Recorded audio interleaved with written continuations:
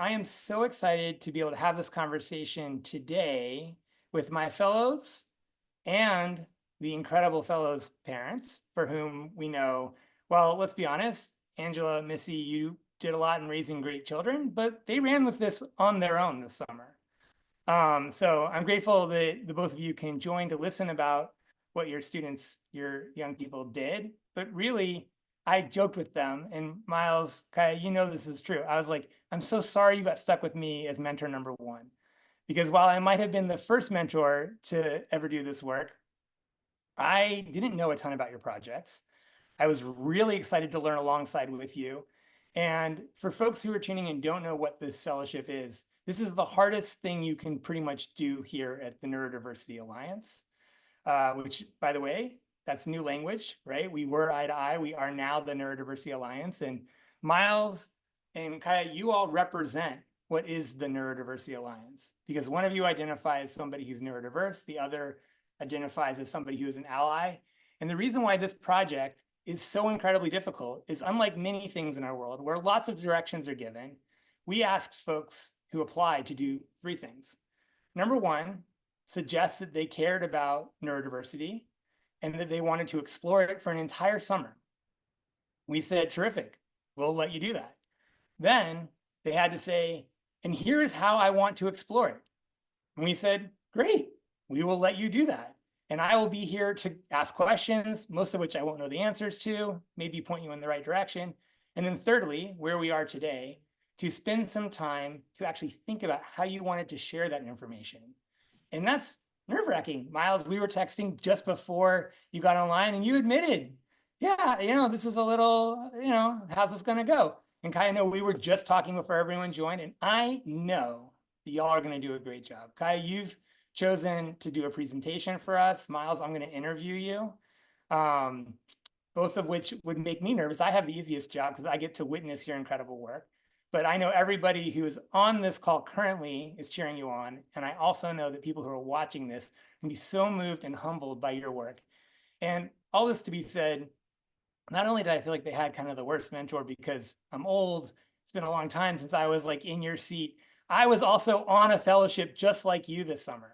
So this summer I spent writing a book, and it was of those same three things, right? It was neurodiversity as a topic I was curious about. I'm curious about neurodiversity in the workplace, doing it in a way that was interesting to me, which was writing.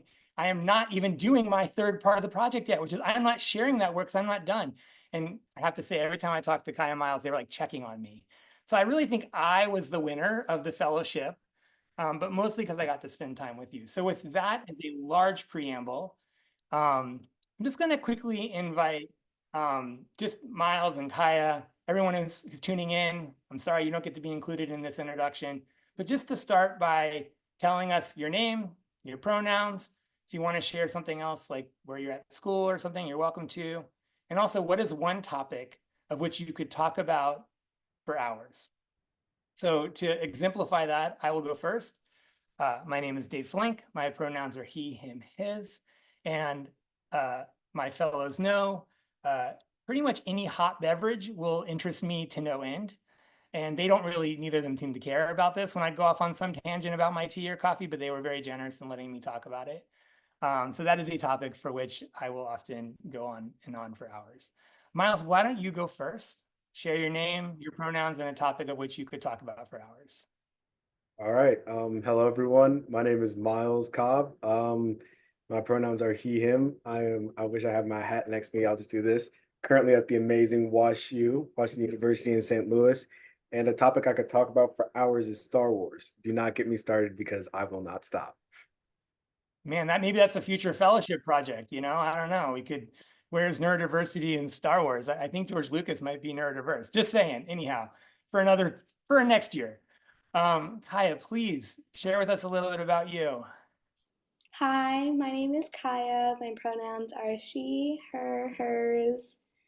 I think one thing that I could talk about for hours, I really like Marvel and the Avengers.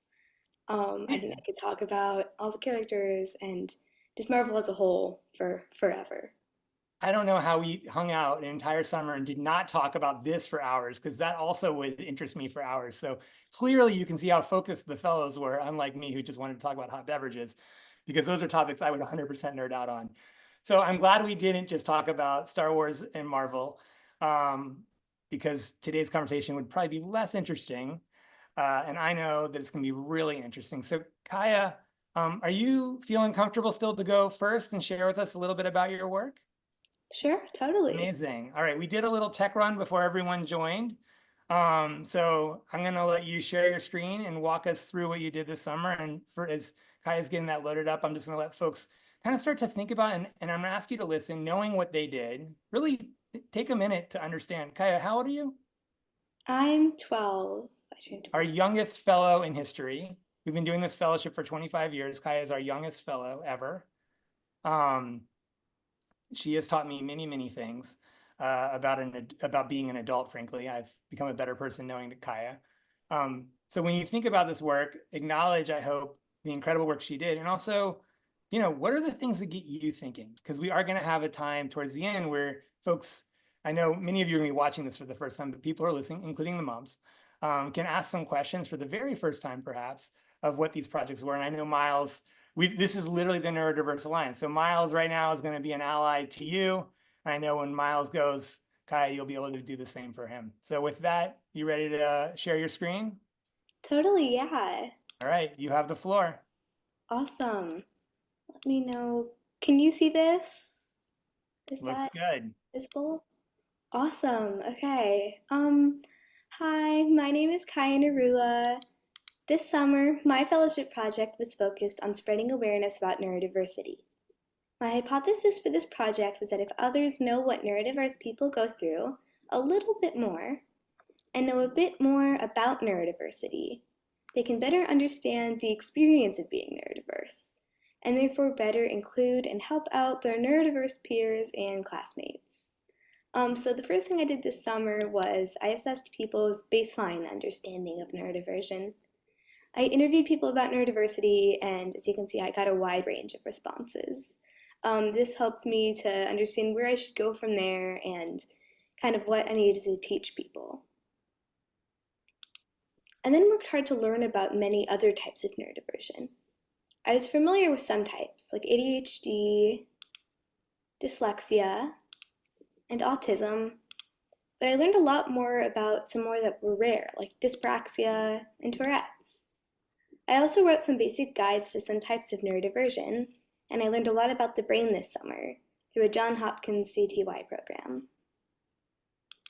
The biggest part of my project, though, was that I designed some exercises and games to help people understand the experience of a neurodiverse student. The goals of these games were to simulate a couple of learning differences so that neurotypical people could better understand how neurodiverse people thought. I did two common learning differences, ADHD and dyslexia, and then I did a more rare one, auditory processing disorders. My original plan was to test these games on a large group of students and have them fill out a form on their experience. However, since it was the summer, that didn't work. Instead, I tested the games out on people individually through Zoom. This not only allowed me to record important data better, but it also created a better experience for the listeners because it was one-on-one and they could ask whatever questions they had. For this to work, I split participants up into two groups. One group was experiencing the activities how a student with the learning difference simulated in the activity would experience it. And another group would experience it how a neurotypical student would experience the same activity. I called these groups Team D for distracted or neurodiverse, and Team N for not distracted or neurotypical. I tried to keep the two groups very balanced. For example, when I was interviewing siblings, I'd put one sibling in Team N and the other in Team D. I'm now going to present to you my games and what I found from them. My hypothesis was that the group of people doing the distracted challenges would learn a lot more about neurodiversity than the not distracted group. To prove this, I started by asking people to rate their baseline understanding of neurodiversion. This was super important because to see the change in understanding, we first had to assess what people knew before all of this. The two groups had a similar average. On a scale of 1 to 10, the not distracted group, or group N, reported an average understanding of 4.4, while the distracted group had an average understanding of 4.0. So challenge 1 was designed to simulate ADHD. ADHD, or Attention Deficit Hyperactivity Disorder, is a learning difference that can make it harder for students to focus and might make students jumpy. This activity is meant to simulate the everyday learning environment for a student with ADHD. As you can see here, I read a fictional story with a lot of information in it, and then I asked 5 questions, but there was a really big variable. For the distracted group, the song Let It Go played in the background, which made it a lot harder for them to focus. I then asked the same 5 questions to each group and saw how many answers each group got right. So the data from this shows that the group listening to the story without distraction did 34% better than the group that was distracted, which is a lot, especially considering the amount of information that everyone was asked to retain. I think some interesting observations and quotes from participants about this challenge were, I expected it to be pretty easy, but although I wasn't focusing on the song was making me focus less, and I wasn't ready for so much memorization. Challenge 2 is meant to simulate dyslexia. Dyslexia is a learning difference that makes it challenging for students to read and write.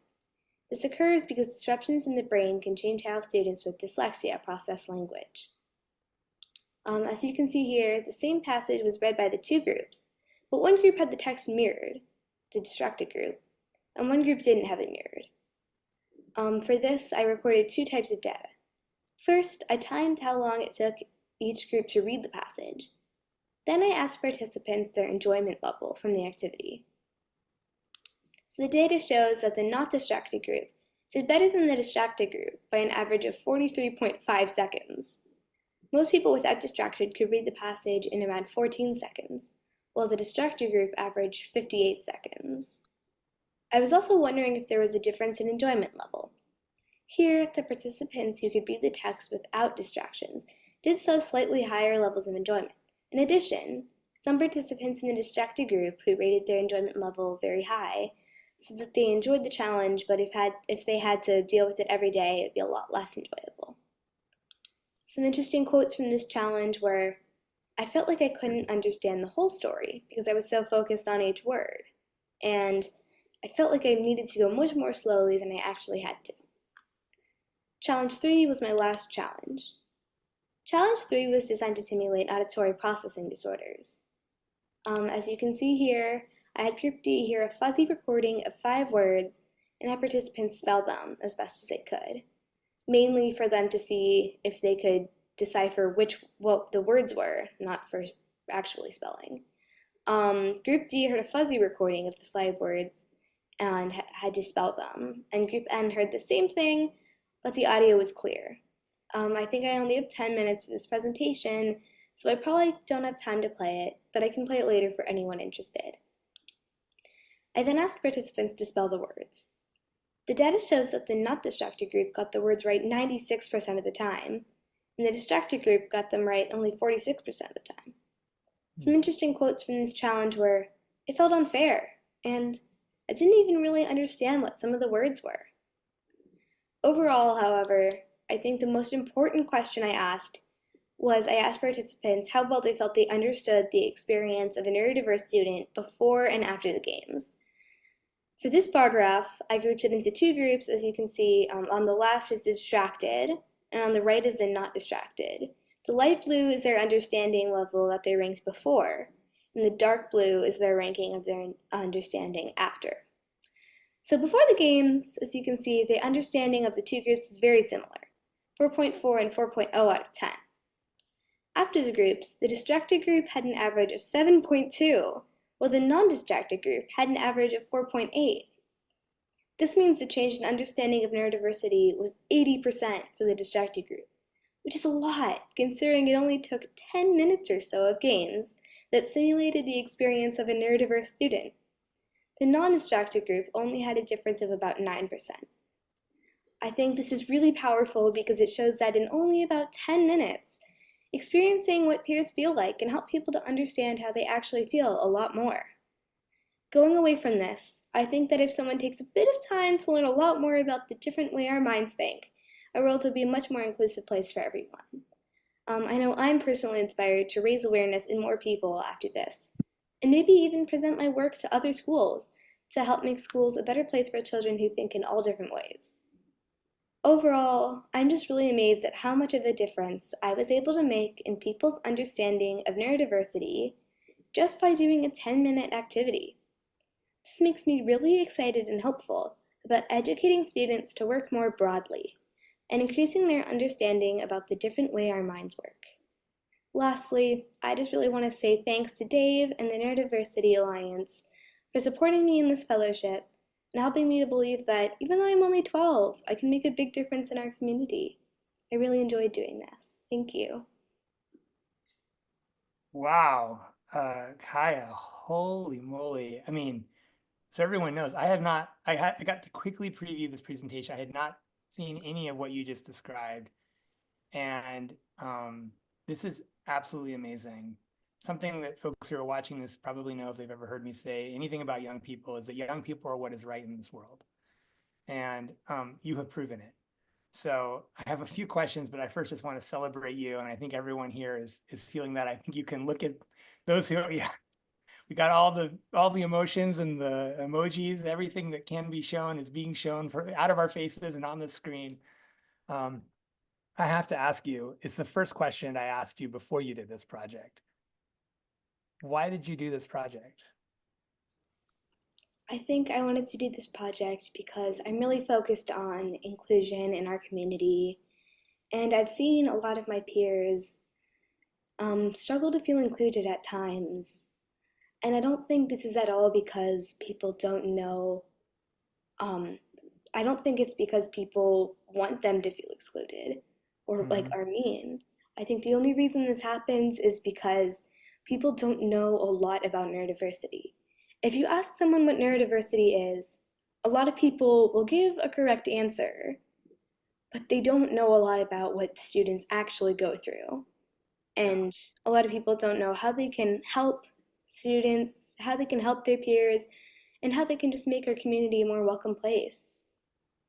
So I really just wanted to make everyone feel more included and make our schools and just our community a better place.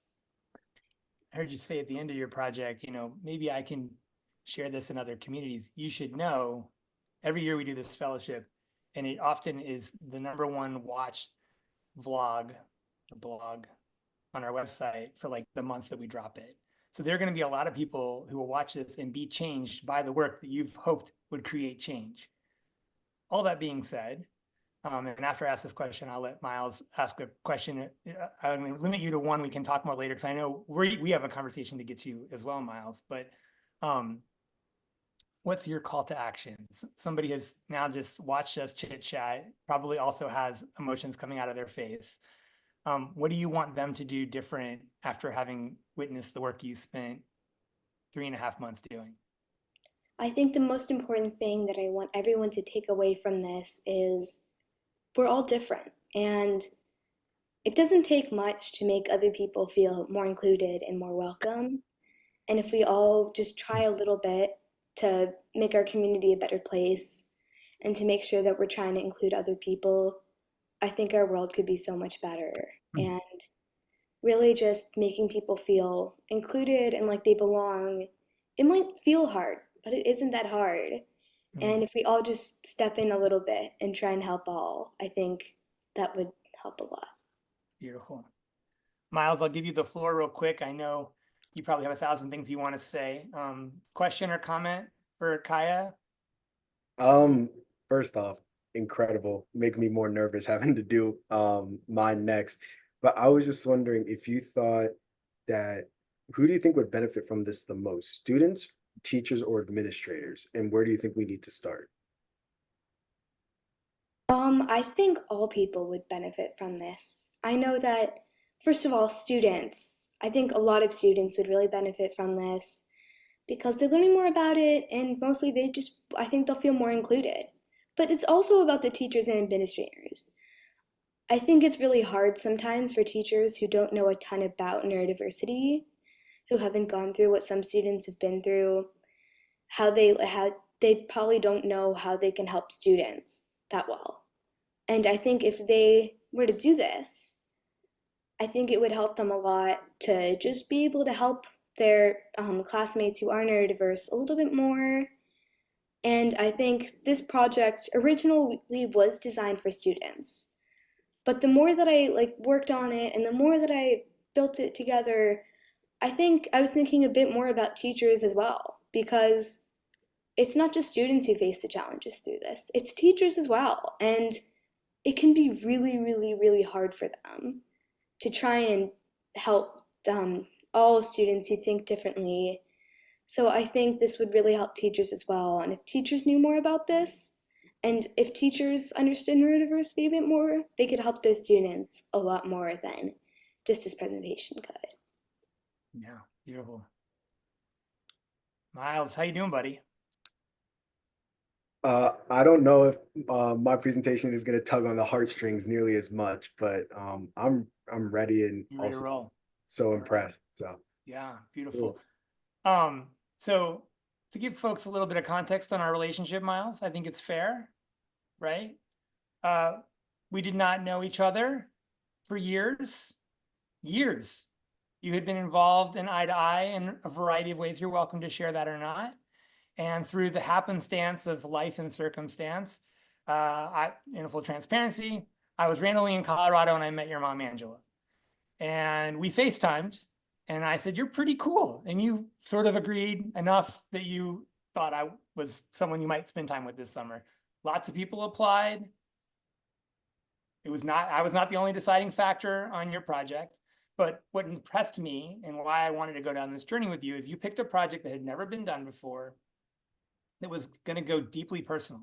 And so folks who are watching, I think it's important to really understand, Myles, you looked in and you are now sharing that inward journey with everyone, which I think takes a ton of courage. We hear a lot about the word of masking. There's lots of words that we use to describe, whether it's masking or code switching or all this stuff. We put up so many layers, right? And one of the things I've treasured about getting to spend time with you is you're not someone, you are ready to be vulnerable. You are, if it can make the world a better place, you're happy to do it. So you went in this summer. And I'm going to ask you a couple of questions, which I've shared with you in advance. So you've had a little bit of time to think about them. Feel free to deviate, right? This is a conversation. So that folks are going to go on that journey. But I want to say for folks who are listening, this is really a courageous project. I thank you, Myles, for taking that amazing step, especially right before heading to college. A lot of folks before college, you had some fun. I know you did. We all deserve some fun this summer. But you did an inward look before stepping onto that, next stage in your life, and I really celebrate that. So, with that as a preamble, why don't you start by just saying, why this, why now, what was your project, what did you set out to do? Oh man, when I first kind of came into the project, I knew what I generally wanted it to be about, but I didn't really have a concrete idea. I knew I wanted to do something on hyperfocus. I was going to do hyperfocus, but I didn't exactly know where to start. And I said, well, I know one place I can start. I'll look at myself. So that's kind of, I guess, how the project came to be. But as I did more and more research, as I looked inward more and more on myself, I realized that there was another thing I wanted to look at. So it ended up turning into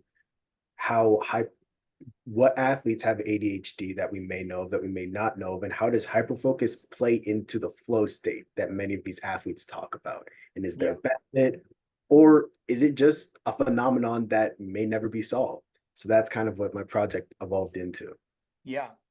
And you're already getting us a little there, but I want to go a step further. So I thought your process was very interesting because we would talk, every week or so, and you would find yourself, going to an Olympic trial and thinking about some athletes who were incredible and that you wanted to think more about where their hyperfocus may live.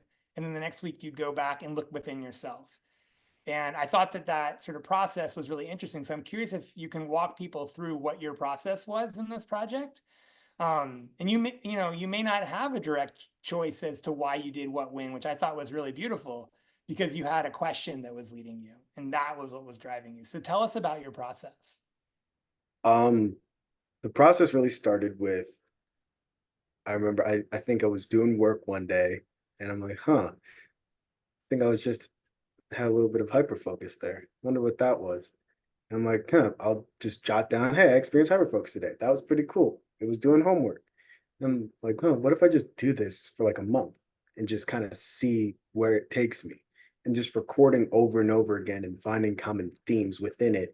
And then I think it might have been when I went to the Olympic trial, I'm like, wait, I'm an athlete. I've been an athlete since I came out the womb. Is there a correlation between this? Because obviously the story of Michael Phelps with ADHD and his battle and his triumph is widely known, but that interested me. So I still am recording myself, but now I'm also talking to friends that are athletes that I've played with, people that have ADHD, people that don't, trying to see how is it for you? Did you experience hyperfocus? Can you control it? Is it uncontrolled? How does all this stuff work? And it kind of wasn't really planned and just happened naturally. And I think that was the most fun part about it is I didn't go into a day with a set plan. I just went and said, what do I want to do today? And that's kind of how it happened. I think it's we didn't really think much about the order of your projects, right? But I think it actually quite is fitting, right? Because Kaiya's project actually, for folks who may not know what we're talking about right now, what hyperfocus means, what the sort of misunderstandings of attention is. And I think it's quite, so now we don't have to explain it. But I think it's actually amazing that you didn't just take an academic approach. You could have literally just done a research project on Michael Phelps. And you were like, that's kind of been done. That's not to say I'm not curious about it and I'm not going to learn about it, but then I want people to better understand, because I got to listen to it, what that inward looking was like for you. So I remember one day you said, I played video games for an hour. Does that count as working on my project? And I was like, I don't know, does it? And so you really tell us a bit more about what looking inward meant to you. And then I'm curious, I know you talked to many people, what talking to others did for you and your thinking as well. All right. Looking inward was a process I didn't think was going to lead to so much realization. It kind Mm-hmm. of started as just a daily journal on my notes app on my phone. Did I experience hyperfocus? Yes or no? What was I doing? That was it. The farther I got along, I started to ask questions in that journal. Can I control it? If I get hyperfocused playing video games, can it then transfer it to when I'm doing homework? Is it one thing that happens randomly, or is it because I'm doing something I love?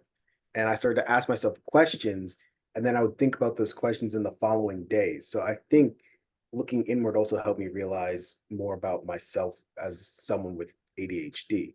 I think that was the coolest thing. And now being in college, I'm still carrying lots of that knowledge now, and I'm putting it to I personally think pretty good use. So Yeah, it's awesome.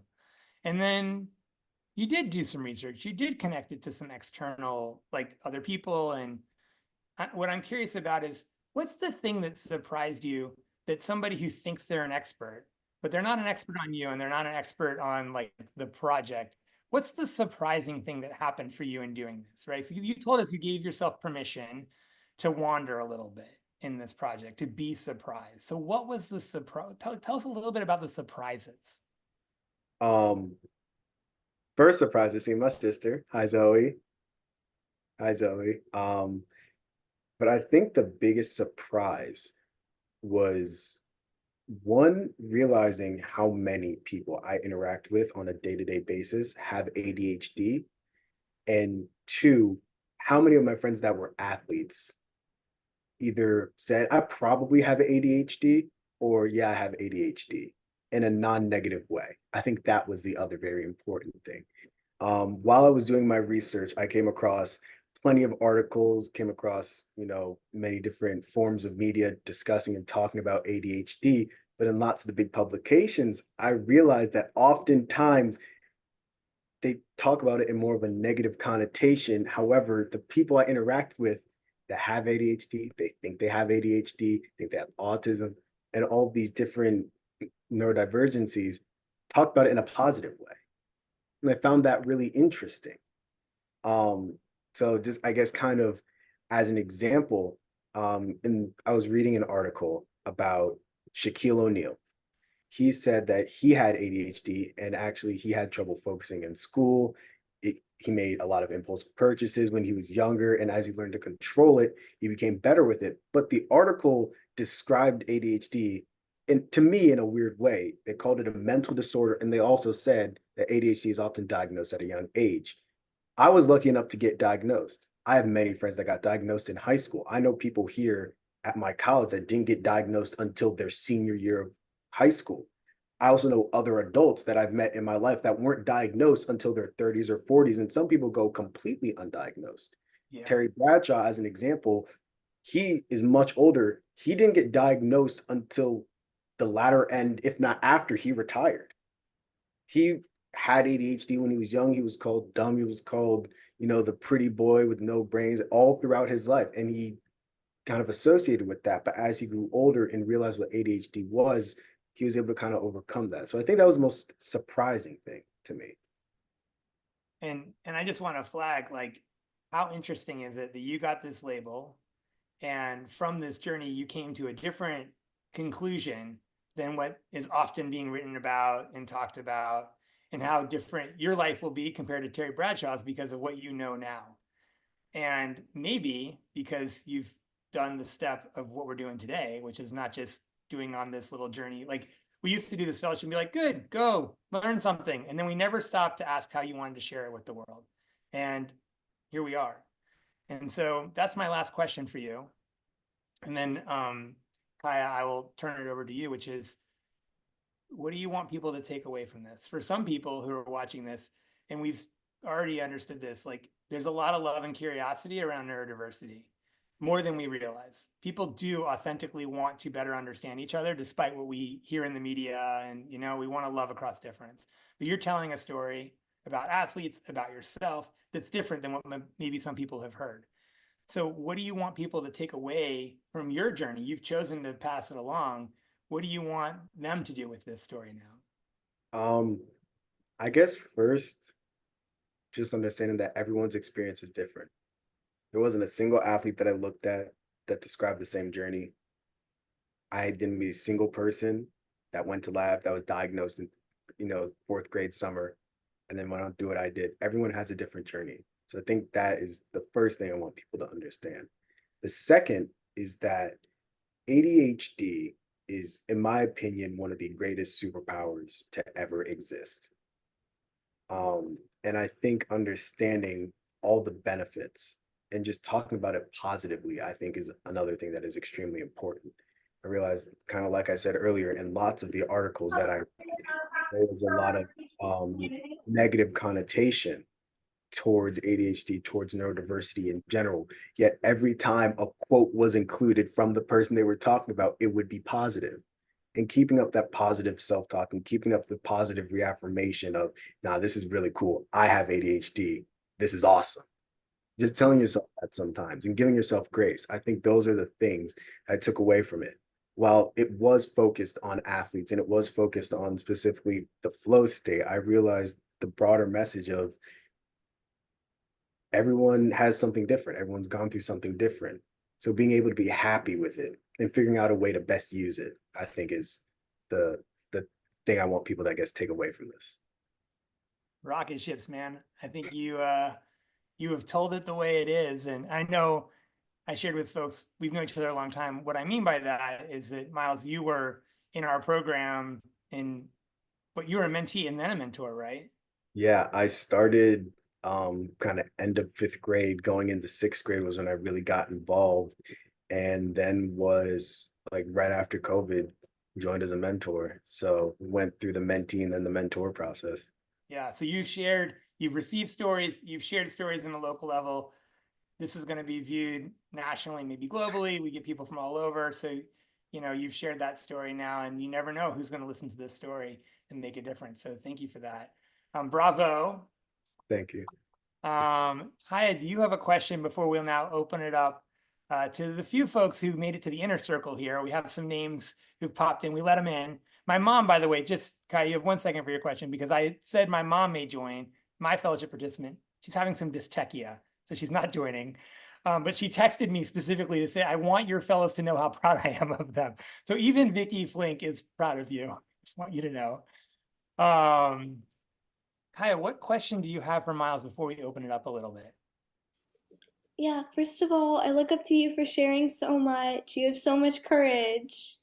I think my main question for you is really what was your inspiration to start recording when you had hyperfocus? Because I think that's so cool, and I don't think I would have thought of that. That's so smart. Um, I think the main thing for me was there was a moment for me specifically, not necessarily during the project, but a little before where I I played baseball all through high school, and I had always, I'd seen my friends and some of my teammates have extremely good games, but I'm like, that just seems like, one of my teammates who had a really good game, he now plays in college, like lots of those guys. And I was like, I didn't really think that could ever happen for me, but I had one game where I played so well, everything felt so natural. I surprised myself, my coaches, and my teammates. And I realized kind of after that, I was mentally drained. I attach that to hyperfocus because lots of times when I lock in, as soon as hyperfocus is done, I'm tired and I just need to do nothing for like 30 minutes, basically reloading my brain. And that was kind of the first time I'm like, maybe this is something more than just a spontaneous action. And then I began to think, and that's kind of, I guess, for me, what led me into that recording process of let's just document it because I didn't experience it every single day. But just by documenting it, seeing and kind of being able to see my process and how I handled it and what I learned from it, I feel like was really important to me. Wow, thank you. Wow. Missy, you raised your hand first, so you have the floor. All right, bravo, bravo, Myles and Kaiya. So one thing that your projects had in common is that they both really focused on increasing understanding as a tool to see neurodiversion as a superpower. Kaiya, yours was through research. Myles, yours was through introspection. So a question for the fellows or for Dave is, what are the barriers to unlocking the not knowing? Because both projects show how powerful it is to know more. Why don't we know more about neurodiversion? Gosh, that's such a great question. I want my fellows to answer first because you're living it. And I think in academia, when you're going through school, this is something that is, yeah, I'm super curious about. So Kai, you came off mute first and then Myles, why don't you follow? Yeah, so I think what was really important to me. Do you mind repeating the question really quick? Sorry. Yeah, the question is basically why don't kids understand more about neurodiversion right now? Because you were both able to have real insights through relatively short projects. So why don't kids know more now, or why aren't they taught more right now?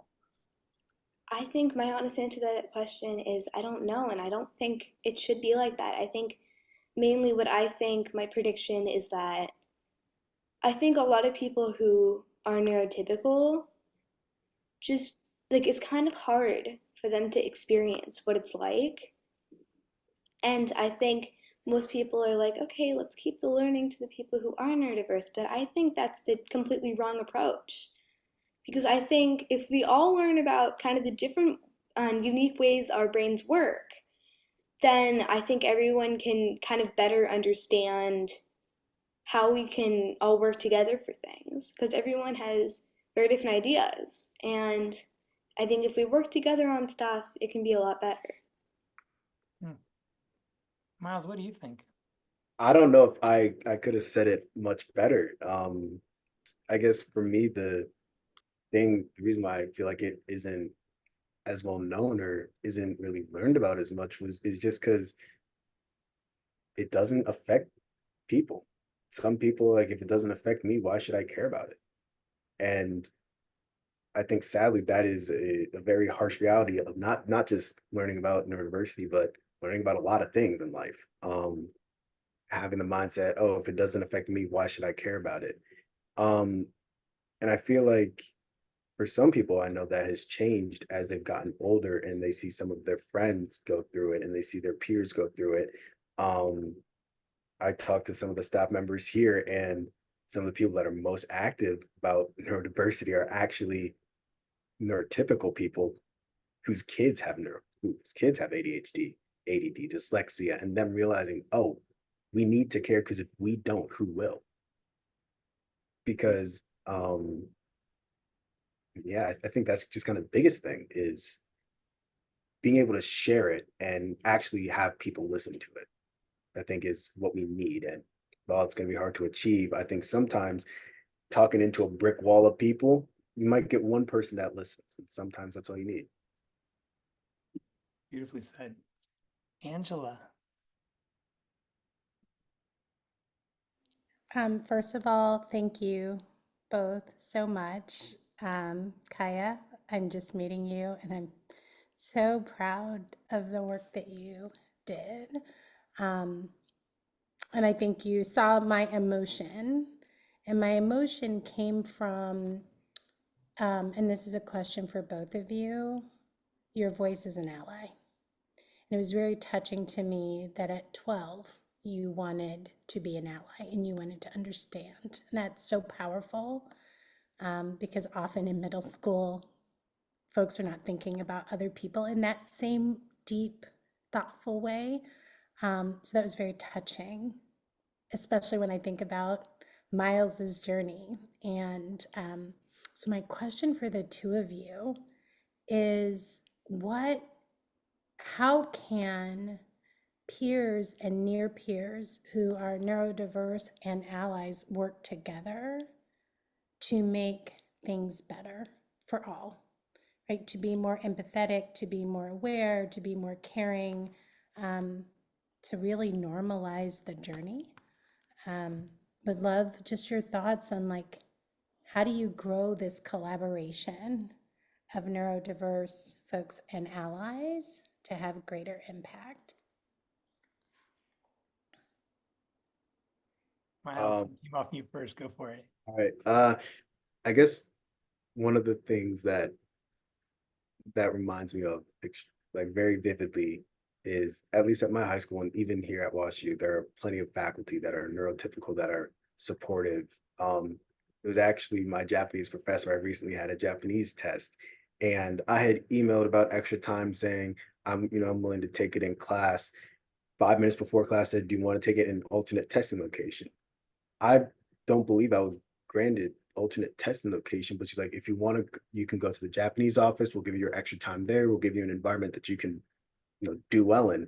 And to me, that was like, oh, okay, yeah, sure, why not? But I think another thing that is extremely important is knowing who has ADHD or a neurodiverse situation, and just trying to understand it. Be like, okay, that doesn't change how I view you. All that means is now I have a new way to help you. One of the ways that I felt, I guess, more comfortable in an environment was when I was in lower school. They had a wall of a bunch of celebrities and faculty members with ADHD, dyslexia, and a bunch of other neurodiversities. And I think that, to me, was the most inspiring thing, because I would walk by it every day and say, see, I told you Harry Potter has ADHD. I told you. He can't even read. I told you. He's just like me. One of the fourth grade teachers, Miss Powers, she worked for a long time. She had ADHD.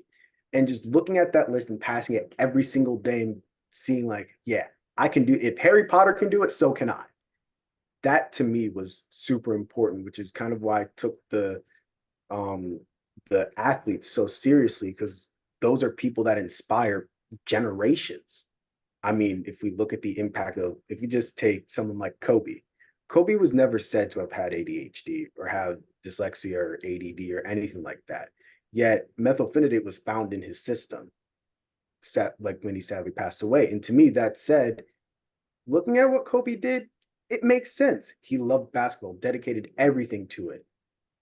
Hyperfocus just kind of made sense to me. And seeing how he's impacted this next generation, Michael Phelps, Simone Biles, Shaq, all of these famous people, you may never have known had ADHD, but they're vocal about it. Even Messi, Leo Messi, is a huge supporter of, he actually partnered with a program that it's called OrCam, that is out there trying to help kids with ADHD and dyslexia. He's never been confirmed to have ADHD, but he still wants his voice to be heard in that space. And I feel like that is what is important. So seeing successful people being successful and then supporting people with neurodiversities, I feel like that is the thing that we kind of need to do. So that is very long-winded, but Very well said. I think for me, I started observing this, I think it was actually first grade. One of my closest friends had recently been diagnosed with dyslexia. And I think near the beginning, she didn't really want to tell a lot of people about it. But I realized the people who did know about it were really looking up for her and trying to help her. And as she got more confident and she understood as she grew older and she was like, okay, everyone's brains work differently. Everyone's a little bit different. She was more vocal about it. And she understood that I think like everyone's brain works differently. There's nothing bad about what I have and I should be proud of who I am. And I think everyone really just was trying to help her as much as they could. And I think like Myles said, I think if people know more about, like, if people know who is neurodiverse, they can really help because I think people will try. I think people try really hard to try and make sure that everyone feels happy and included. I just think people sometimes don't know, like, how they can help. And I think if more people do know about it, then they'll be able to help a lot more. And I I really believe that most people know that everyone's brains work differently and that everyone thinks a bit differently. They just have trouble helping people because they're not sure who is neurodiverse and they're not sure who they should be helping. And I think another big thing, people don't know how they can help. I think we've done a lot of what we wish to do in the world while we spent an hour together just now. So to wrap things up, because Myles and Kaiya, what you probably weren't thinking about and didn't need to be thinking about as you were doing your project is a year from now, there are going to be a few more people who get selected in this fellowship. And you know the first thing they're probably going to do? They're going to want to know, how did you all do? So in a sentence or two, what advice would you give to the fellows of the next 2025?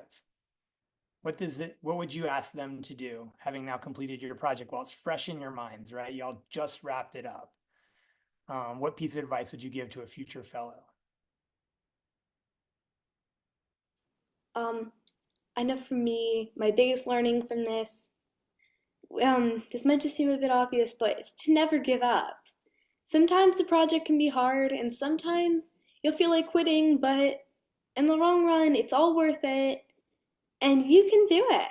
And I think especially Dave, like this, Neurodiversity Alliance, and you especially, are just so helpful and so thoughtful to everyone. And um, people a year from now, if I were you, like I know I've been nervous some parts of this journey, but I think it's really important to just know that like you can do it. And if you mess up, like everyone's cheering for you. And it's totally fine and you're really just going on a journey to learn more about something that you care about. So stick with it and you'll do great. Beautiful. What about you, Myles? What piece of advice would you give? Have fun, do something you enjoy, and know that you have a community supporting you. Hmm. I think those are the most important things. If it wasn't fun, I wouldn't have been doing it, to be completely honest. I wasn't But we enjoying did have fun. I gotta say, I it. had to keep pinching myself that this was my job when I would have to, explain to people. I was like, yeah, what did you do today? I'm like, you have no idea. I had so much fun. So working with you all was so fun. And on that spirit of community, I do want to just name a few people who are not here on screen, but who were behind the scenes this whole summer. Sabrina, who, oh my gosh, yeah, huge thanks. Sabrina, if y'all don't know, is the machine that actually like made it so that we could actually talk, would keep us all organized. You get by with your allies, and she is an 1,000% best ally. On our tech side, Sam, who did all the behind the scenes to make this Zoom possible. I know many of us just think we live on Zoom, but this actually takes a bit of effort. Philister and her team, who created all the marketing content so that people can see this, and we'll continue to repackage this so that people who are watching this were able to access it. Thank you. And of course, Alicia, who has been with us, I think her 6-year anniversary was actually yesterday. And is always just helping us think about, oh, you know, we could do this or we could do that. There are a lot of people who work here at the Neurodiversity Alliance. Those are just some of the folks who made this project possible. Of course, Myles and Kaiya, you're the ones who did this project. And I love seeing, also Zoe, hi, seeing families show up. I mean, we get by with a little help from our family. So big thanks to family. Not everybody has family that can show up in the ways that these families have. We know that, but when I see it show up, I'm like, yeah, that's amazing. And all of you are part of the Neurodiverse Alliance family, so thanks for that. Amazingly, and uncharacteristic for me, Kaiya and Myles know I usually go overtime. We actually finished on time today. So I will close here, say thank you all. And this is, I have a feeling, the next project. I don't know what that'll be, but I can tell you almost all of our fellows in one way or another will do a project, and I'll hear 10 years later, something about that project still lives in their universe. So I'll be, I'll be following up with y'all in about a decade to see where this landed. Thanks, Thanks, everyone. Dave. And look out for our blog post. Thank you. Bye. Thank you. Thank you.